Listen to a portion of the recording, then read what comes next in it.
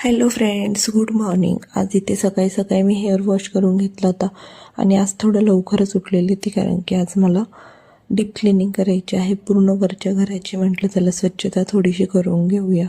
आणि असं झालेलं की आमच्या ज्या मावशी होत्या काम करणाऱ्या त्या पण निघून गेल्या कारण की त्यांना इमर्जन्सी गावाला जावं लागलं. त्याच्यामुळे आता त्या कधीच कामाला येणार नाही आहे.